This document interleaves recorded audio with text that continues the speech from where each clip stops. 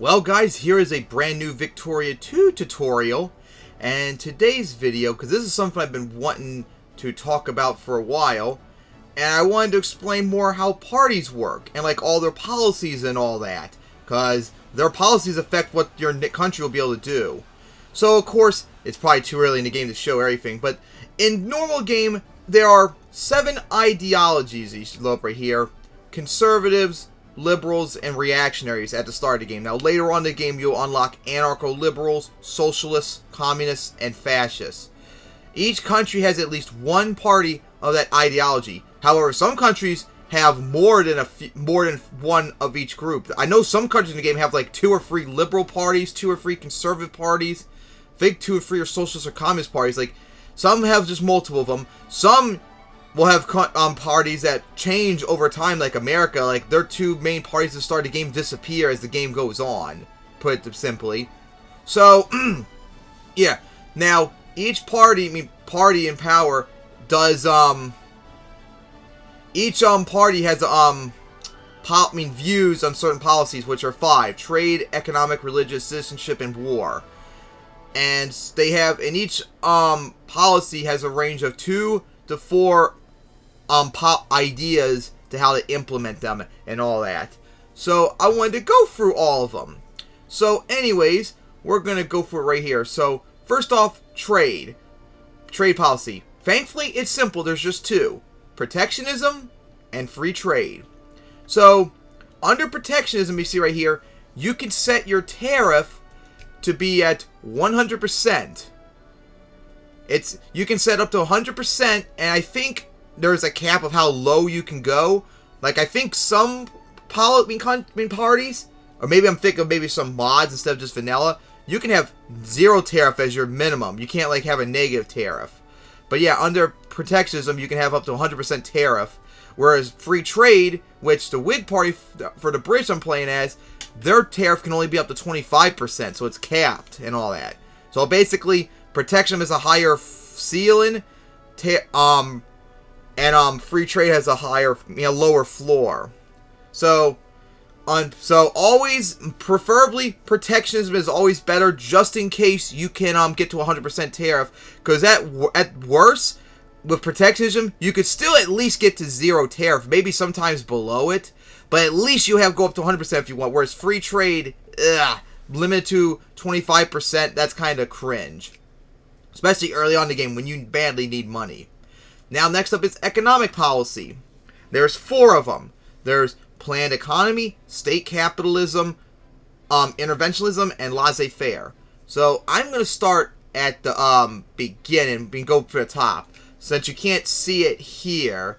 But anyways, that sucks too, because all the other ones are represented. But anyways, planned economy is where you, the state, control all the industry and all the factories, which basically means only you, and I mean only you, can build factories. Sorry, capitalists, you cannot build factories under this policy. So if you're a country with a whole bunch of capitalists, well, shit out of luck, because they're useless now. And don't even bother promoting them, because they can't do anything.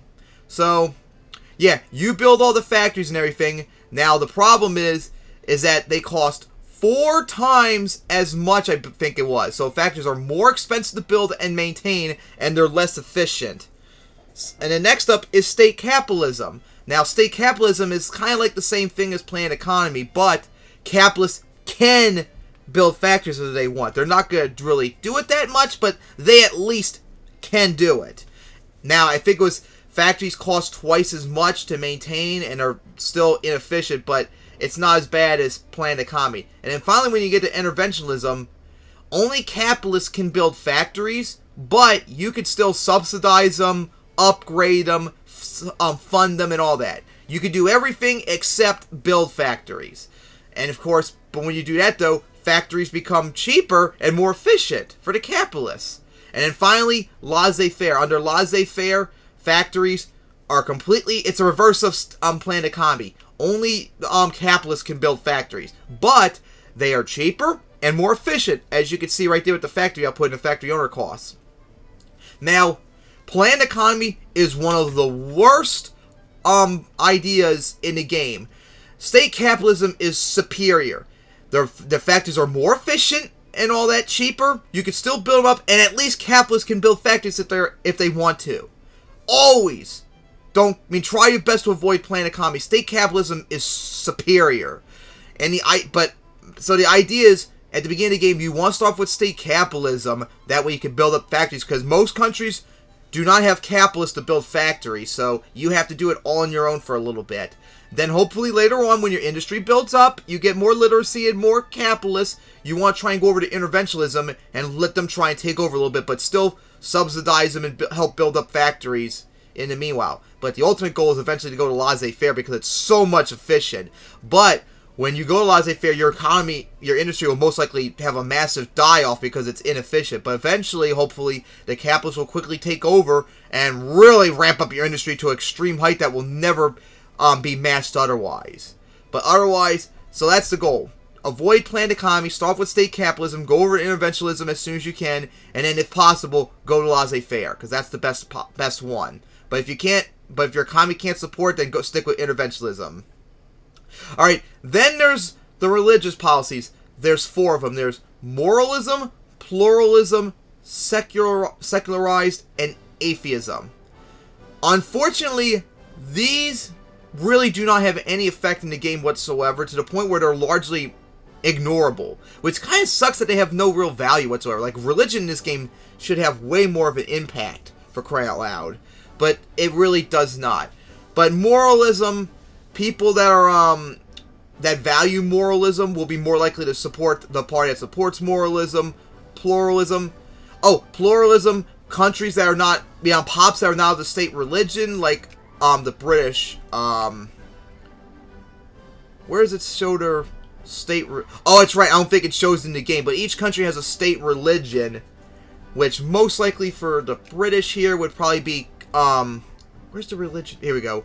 Oh, that's because of the Indian states. But usually, I think Protestant is the primary religion of the UK.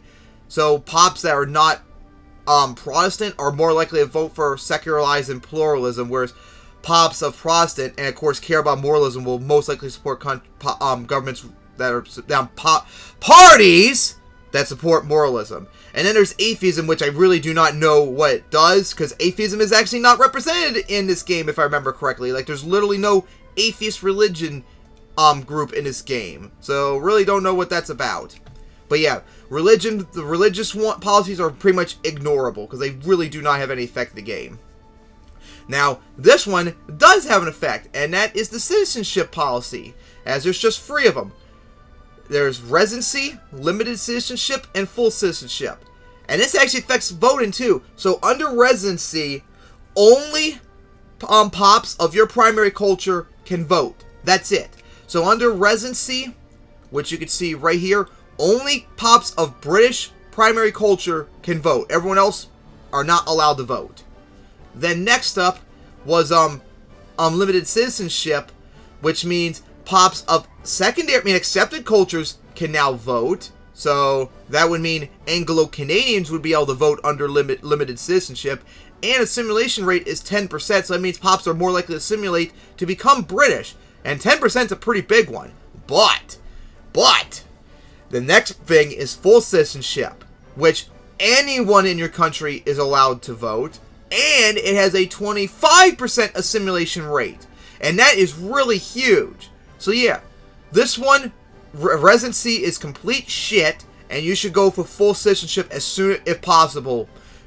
All your pops can vote, but more importantly, that assimilation rate is awesome if you want to turn everyone to your primary culture. And then finally, there's war policy, which there's 4 of them. Pacifism, anti-military, pro-military, and jingoism. So basically, under jingoism, which we can see right here, under jingoism, your government... Wait. Supply consumption. Let me read something really quickly. Yeah, under jingoism, your army consumes more, but organization rate recovers faster, army recovers faster, you can spend more on your army, your Casa Belli goes up faster, so you can actually form Casa Bellis much faster, and your mobilization impact is not as bad if you mobilize.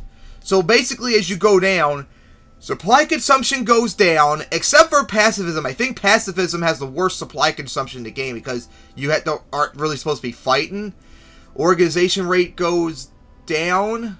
Yeah, as you can see right there, the worse you go down, your country will fight worse as you have worser policies away from jingoism. You can't spend as much. Your causes a belly.